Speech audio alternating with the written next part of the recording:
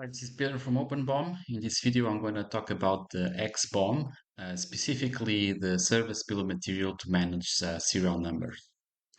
So let's start with an existing assembly. Let's open its engineering bill of material.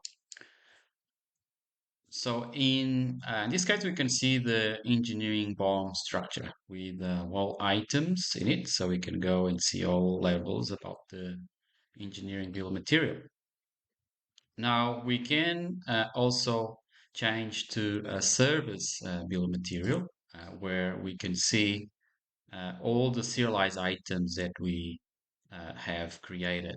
So you can have it on a single view, you can see all the serial numbers. So let's create a new one. So you can very quickly just have a catalog for serialization. You can reuse existing information to copy the same data for previous item.